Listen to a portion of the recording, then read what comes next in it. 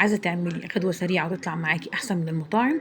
فيديو النهارده هوريكي سر الكبده البيتلو الطريه اللي مش بتشد معاكي خالص مع مكرونه بالصلصه. يلا بينا نشوف الطريقه.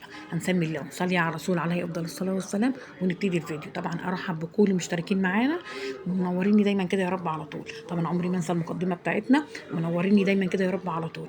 معايا بقى شويه مكرونه بالصلصه بس تحفه جدا. بصي بقى يا ست الكل، هنسمي الله. عندي بقى حله حط فيها ميه على النار، حطي فيها شويه ملح بعد طبعا الميه ما تغلي. هنزل بيها بالمكرونه، اي نوع مكرونه انت عندك موجود استعمليه. تمام. انا كان عندي هنا نوع مرمريه ونوع الهلاليه، مش هيأثر، حطيت الاتنين مع بعض. تمام. دي كانت وجبه عشاء لان احنا كنا بالليل وكانوا مستعجلين وعايزين يتعشوا، فقلت اتصرف بقى. لقيت عندي نوعين المكرونه دول فحطيتهم على بعض، عمرهم ما هيأثروا يعني. عندك سباكيتي حطي، عندك الفرن اعمليها. بصي اي نوع مكرونه يعني هتمشي الدنيا. عندي بقى طبعا هنا بقى الحله بعد ما المكرونه اتسلقت.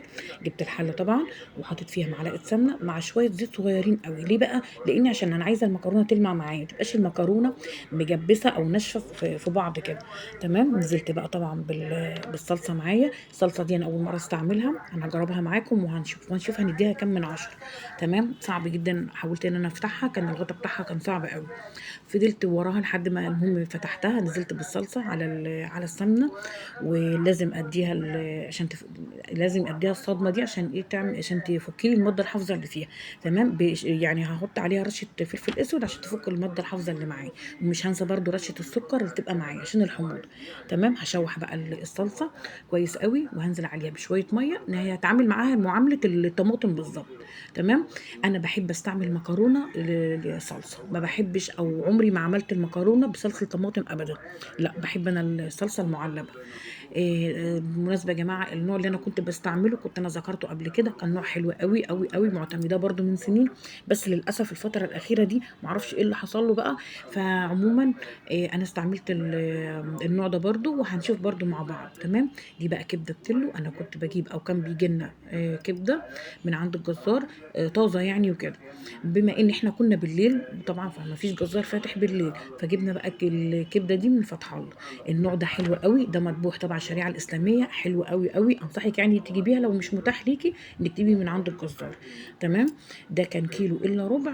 مش عارفه كان عامل 210 220 مش فاكره بالظبط. هنا بقى كنت انا عايزه اقطعها شرايح عشان كنت هعملها كبده بالرده، فما لقيتش الرده عندي، فقلت خلاص انا هقطعها بقى شرايح زي ما انا يعني قطعتها على اساس انا هعملها ايه؟ كبده بالرد. فما لقيتش الرد، قلت خلاص هكمل بقى. تمام. شلت الاول طبعا بقى الغلاف اللي فوق منها ده كله لازم تشيليه. تمام. لا ما غسلتهاش، اوعي تغسلي الكبده. الكبده يا جماعه ما بتتغسلش، كبده ما بتتغسلش يا جماعه خالص، لان في ناس بتقول لك بتغسلها بينقعوها مش عارفه في ايه. لا، الكبده ما بتتغسلش. تمام.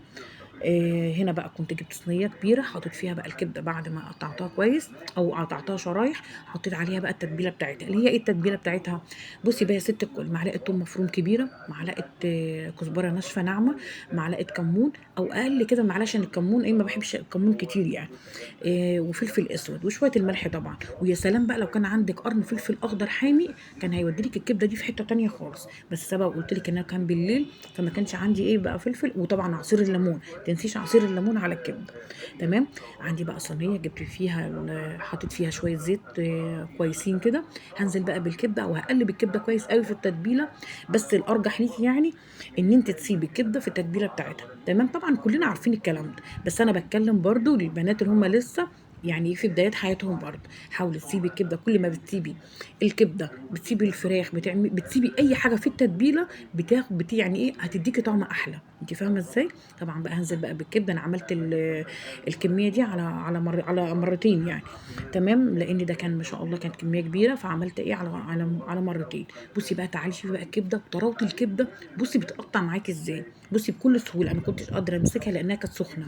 بس صدقيني ما خدتش معايا 3 4 دقايق بالظبط. والمكرونه حلوه. ما شاء الله حلوه. بس الصلصه تاخد معايا 7 من 10 مش اكتر. هحاول ان انا اشوف برضو نوع تاني يكون حلو. لاني انا بقولك انا يعني في انواع معينه كده انا بحب ان انا استعمل، او نوع معين كنت بحب ان انا استعمله. الاكل معايا جاهز. ولو وصلتي لحد هنا ما حطيتش اللايك انزلي حطي اللايك، واشوفك على خير واقول لكم باي باي.